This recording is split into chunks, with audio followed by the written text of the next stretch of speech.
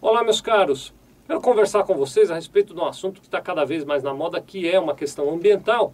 Nós vamos falar hoje nesse nosso vídeo sobre as licenças ambientais, que aqui no estado de São Paulo são concedidas por um órgão chamado CETESB.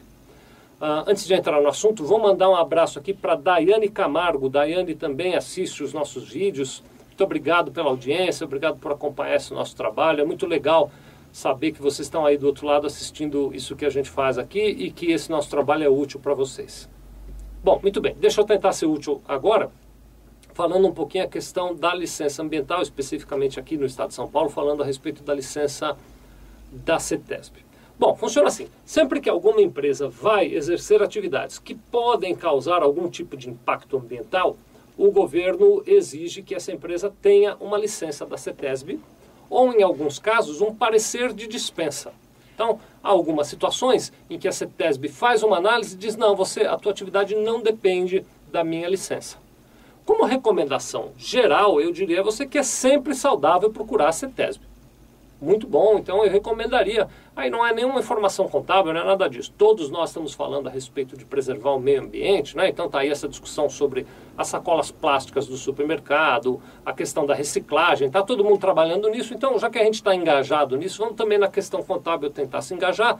Vá procurar a CETESB para saber se a sua empresa deve ou não deve, se você tem necessidade de uma licença, ou se eles vão te dar um parecer de dispensa dizendo, não, eu não preciso. Bom, muito bem, mas há algumas atividades, por exemplo, a questão da indústria. Quando você tem uma indústria, a Secretaria da Fazenda só concede autorização para você trabalhar e emitir notas fiscais através da inscrição estadual, ela só te dá a sua inscrição estadual quando você tem ou o laudo de autorização, a licença da CETESB, ou quando você tem, no mínimo, um parecer de dispensa, um documento da CETESB dizendo que a tua atividade não tem impacto ambiental. Quero alertar a respeito dessa questão do impacto ambiental, que o impacto ambiental se manifesta de diversas formas, né? Quando a gente fala de impacto ambiental, vem aquela imagem antiga da fábrica que solta fumaça, né? Então aquela chaminé soltando aquela fuligem preta e tal, etc. E aí você olha para a tua empresa e diz, mas a minha empresa não solta fuligem preta, então eu não tenho impacto ambiental. Não, não é só isso não.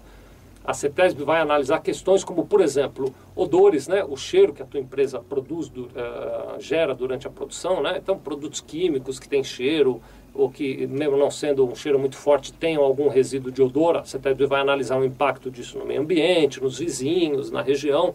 A CETESB vai analisar também as questões relativas à poluição sonora, então o ruído que você faz aí dentro da sua empresa, o tamanho do ruído, quanto impacta ou não impacta no meio ambiente onde você está inserido.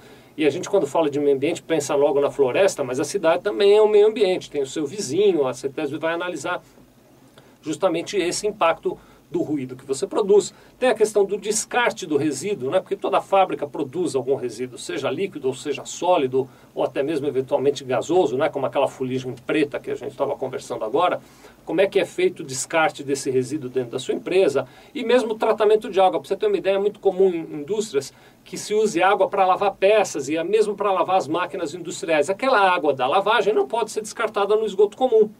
Ou pelo menos não deveria ser descartada no esgoto comum. A CETESB tem regras e você tem que descartar isso dentro das regras da CETESB.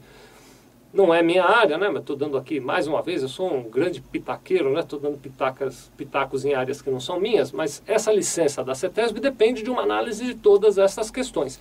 E vou te dizer, de novo, independente da contabilidade, você ter a licença da CETESB sempre agrega valor ao compromisso da tua empresa com a sociedade e com o meio onde você está inserido. Bom, muito bem, por que eu estou dizendo tudo isso? Primeiro, para te dizer que precisa sim da licença da CETESB em muitas situações, e depois para te explicar que a licença da CETESB, ela, para ser pedida, na verdade, para pedir a licença da CETESB, é um formulário de papel.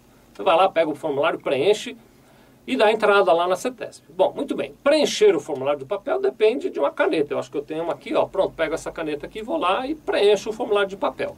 Agora, preencher direito, com propriedade e tal, não é um trabalho tão simples. Na verdade, o preenchimento do formulário de papel deveria ser a etapa final, ou pelo menos a etapa mais perto do fim, e não a etapa inicial da CETESB. Você deveria ter um profissional que fosse até a sua empresa e que analisasse isso tudo que eu falei antes. Então, vai alguém, não vai a CETESB aí direto olhar a sua empresa. Você contrata um sujeito que conhece do assunto. Eu não conheço, mas você contrata alguém que conhece, tem profissional